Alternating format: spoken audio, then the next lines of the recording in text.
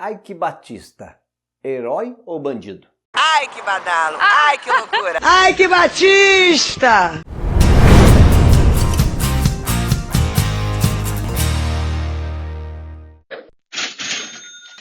Fala pessoal, muito dinheiro com você. Hoje eu estou estreando um novo quadro aqui no canal que vai se chamar Histórias do Dinheiro. Senta que lá vem a história. Aqui eu vou contar histórias de pessoas que souberam lidar muito bem com o dinheiro ou até mesmo não souberam lidar nada com o dinheiro, que se deram muito mal em suas vidas financeiras. E o primeiro personagem dessa série vai ser nada mais nada menos que Ike Batista. Vem pra cá, Ike!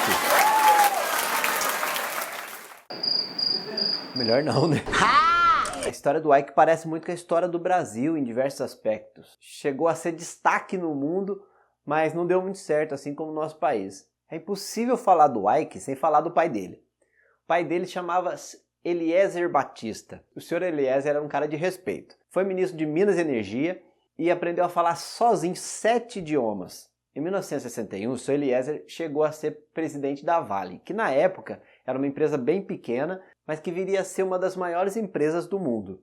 Foi durante o mandato do senhor Eliezer que a Vale participou do programa Grande Carajás, que explorava uma área enorme no Brasil, praticamente 10% do território nacional. A Vale controlava uma das maiores áreas de mineração do mundo, e não só de ferro, como de ouro também, cobre e outros minerais. O senhor Eliezer se casou com uma alemã chamada Jutta Funken e teve 7 filhos com ela, dentre eles o nosso personagem de hoje, o senhor Ike Funken Batista.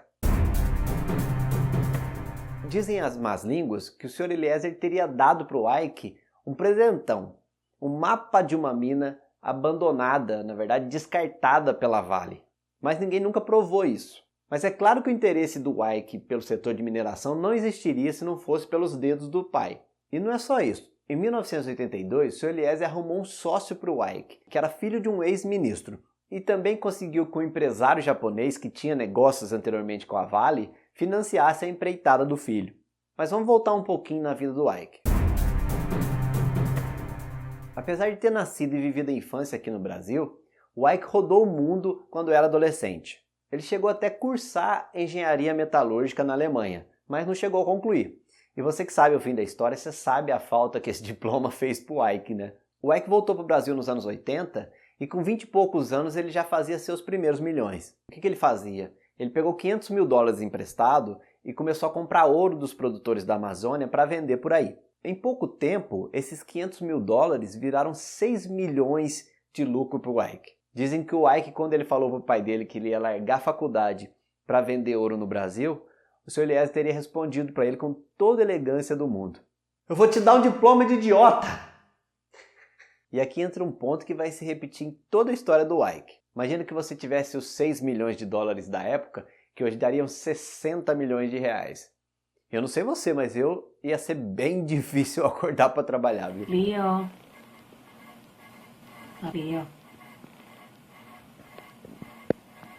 Mas tinham coisas que já começavam a dar ruim pro Ike. Reza a lenda que a mina dele faliu e o seu pai teve que intervir para bancar as cagadas do filho. E sobrou até $1 milhão pro Ike para ele continuar com as suas peripécias. E o Sr. Eliezer continuou na história. Ele convenceu os sócios canadenses que ele tinha um filho de ouro, literalmente. E o Ike juntou com os gringos e abriu o capital na bolsa da TVX, Toronto Valley Exploration. E daí veio a bobeira do Ike de ficar batizando tudo quanto é empresa que ele criava com um X no final. Tinha mais a ver com a sorte desse primeiro empreendimento dele, com o sucesso do primeiro empreendimento da TVX, do que o fator de multiplicação que ele se gabava a dizer por aí ser o motivo que ele batizava suas empresas com um X no final. A TVX se associou com a Rio Tinto, que era a maior mineradora da época, para explorar o ouro no Brasil. Só que o Ike era minoritário nesse negócio. A bocada para o Ike ainda estava por vir. A Anglo-América tinha uma mina meio empacada lá no Chile, que se chamava La Coipa. Não estava dando muito certo porque tinha 40 proprietários que se esfaqueavam pela posse das terras ali na mina. O que o Ike fez?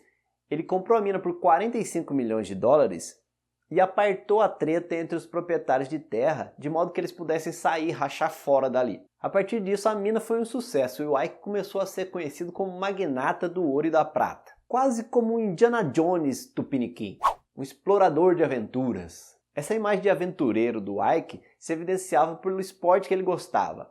Ele pilotava barcos Powerboat, que é um barco do capeta que tem 50% mais potência que um carro de Fórmula 1. Dentre os adversários do Ike nesse esporte estavam atores de Hollywood, por exemplo, Chuck Norris. Sim, ele mesmo, Chuck Norris. E o Ike venceu. Tudo bem que o Chuck Norris estava aposentado, né? Ninguém ganha do Chuck Norris. A gente pode dizer que a velocidade estava no sangue do Ike Batista, tanto que ele passou isso para o seu filho Thor, que coleciona várias multas de trânsito e um acidente que levou à morte de um ciclista em 2012. O Thor foi fruto de mais um troféu que o Ike conseguiu nessa época, o de quem pega a mulher mais cobiçada do Brasil, que era a Luma de Oliveira, que o Ike conheceu numa daquelas corridas de barco malucas dele lá. Já que La Coipa dava muito certo, o Ike falou, olha, eu vou replicar, vou fazer a mesma coisa lá em Minas Embaçadas, lá na Rússia e na Grécia. Só que lá não deu certo, ele teve que ficar com prejuízo mesmo. Foi nessa época também que o Ike criou a JPX, que é uma fabricante de jipes que estava localizada numa cidade aqui pertinho da onde eu moro, chamada Pouso Alegre. O negócio de pensar grande fazia parte da cabeça do Ike. O maior fabricante da categoria dos carros que ele fabricava na época era a Mitsubishi L200, que vendia 22 peças por mês. Por alguma razão que só Ike sabe, ele achava que ele ia vender 20 vezes mais. O mundo nem sempre era perfeito igual o Ike imaginava. Como ele produzia muito mais carros do que o mercado demandava, os pátios da JPX viviam cheios. E para piorar, o diabo do jipinho JPX era uma porcaria, pifava frequentemente e não tinha uma rede estabelecida de concessionárias. Foi então que o Ike começou com uma mania que viria quebrar ele lá na frente, que é criar uma empresa para ser cliente da própria empresa dele. Também é dessa época a mania do Ike de concorrer com gigantes nacionais. Ele criou a sua versão dos Correios, ele tinha os Correios do Ike, que era EBX. Como a EBX ia precisar de carros para fazer transporte, nada mais lógico que a JPX fabricar esses carros. Só que aconteceu que tanto a JPX quanto a EBX faliram. A mineradora TVX também não estava bem das pernas e acabou demitindo o Ike da própria empresa que ele criou. Nessa época as coisas não estavam muito bem para o Ike. Mas não se ilude não, o mal para o Ike é muito diferente do mal para a gente. Estima-se que nessa época ele tinha 100 milhões de dólares. Em 1999, o Brasil vivia o trauma do apagão. Foi aí que o Ike, através de uma série de acordos com o governo, com a Petrobras e uma forçona de um empréstimo do BNDES, construiu uma termoelétrica no estado do Ceará, que serviu como base para a primeira empresa do que viria a ser o Império X. Essa empresa foi a MPX. Não foi a primeira vez que o Ike estava no lugar certo e na hora certa. Ele não tinha abandonado o ouro não. Ele comprou a mina Pedra Branca e menos de um ano depois ele vendeu com um lucro de 5.000% para a empresa de um cara que tinha trabalhado com ele lá na TVX. Mas ainda não era a jogada de mestre do Ike. O Ike ganhou dinheiro mesmo apostando todas as suas fichas. Essa é mais uma característica dele, ele apostava pra valer nos negócios, com grande parte do seu dinheiro, comprando minas aqui em Minas Gerais. E mais uma vez, Ike estava no lugar certo na hora certa. A demanda mundial por minério de ferro estava altíssima, muito puxado lá pela China. E o Ike se aproveitou muito disso, criando mais uma empresa do Grupo X, que era a MMX, a mineradora do grupo. O Ike então abriu o capital da MMX na bolsa, captando R$1 bilhão na Bovespa, que foi um recorde absoluto na época. Ele adquiriu mais minas e vendeu para a Anglo American por 3 bilhões de dólares. Então veio a crise de 2008 e os gringos viram o tamanho da besteira que eles tinham feito no negócio com o Ike. Só que o Ike não tinha nada com isso. Foi aí que Ike não tinha mais nada ambicioso na cabeça e pensou um dia, acho que eu vou concorrer com a Petrobras. E assim nascia a OGX, óleo e gás do Império X. Antes mesmo da OGX tirar uma gota sequer de petróleo, ela levantou o capital na bolsa e arrecadou 6 bilhões de reais, meu amigo.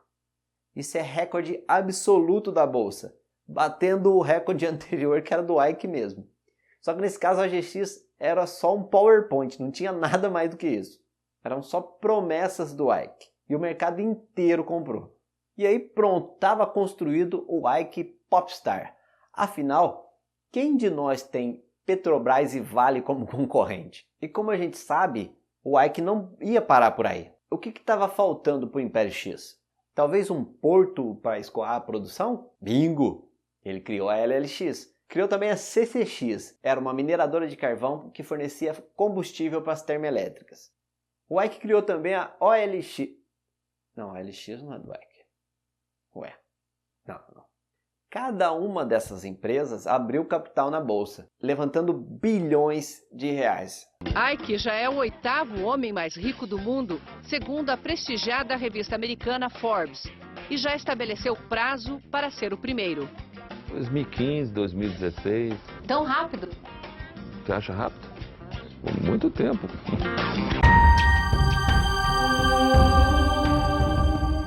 Essa história de criar empresas que dependem da outra, que o Ike chamava de visão 360 graus, era uma virtude, mas acabou sendo a desgraça para os negócios dele. A ruína começou quando a OGX produziu só 25% do que era esperado de petróleo. Os outros poços eram considerados inviáveis. O preço não compensava a exploração. Foi então que as ações da OGX viraram pó. E com isso foi todo mundo junto. As ações da empresa de energia, o estaleiro e todas as outras empresas do Grupo X tiveram o mesmo destino. A gente poderia até dizer que o Ike foi vítima dos funcionários que fizeram as previsões de petróleo para ele, já que os funcionários saíram embolsando milhões de reais ao venderem suas ações antes de divulgar o escândalo. Mas o Ike também responde por vender 200 milhões de suas ações antes de divulgar para o mercado que as suas previsões não tinham sentido. E ao mesmo tempo ele ia para o Twitter falar para as pessoas terem calma. Ou seja, por um lado ele apunhalava os investidores e pelo outro passava a mão na cabeça para dizer que estava tudo certo. Quem tomou prejuízo de verdade foram as pessoas que tinham ações da bolsa das empresas do Grupo X e também os fornecedores que acabaram até pegando a OGX como forma de receber parte das dívidas. Foi nessa época que o Ike deu aquela célebre entrevista sobre a respeito de voltar para a classe média. Nasci como um jovem de classe média e voltar a isso é óbvio que é um baque gigantesco para minha família. Ah, tá. Classe média com mansão, iate e um Lamborghini Aventador na sala. Ah, tá. E da mesma maneira que o Ike nunca se contentava em ganhar mais dinheiro, dessa vez as notícias ruins contra ele não paravam de chegar.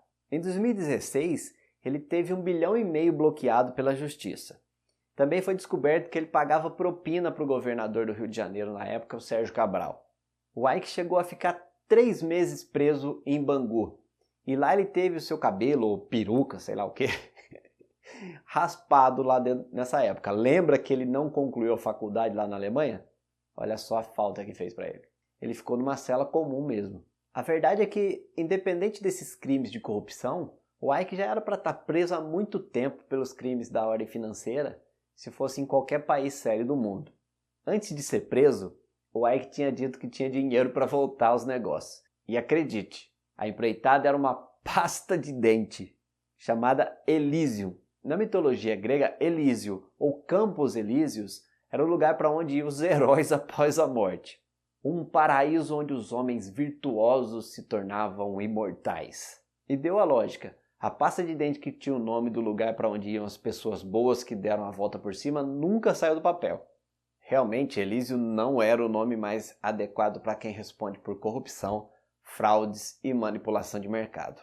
E aí, o que você achou da nova série? Legal? Então deixa seu like aqui no vídeo. Qual personagem você gostaria de ver aqui na série Histórias do Dinheiro? Deixa aqui no comentário pra gente. Muito obrigado pela sua companhia, cuide bem do seu dinheiro e a gente se vê no próximo vídeo. Valeu, fui!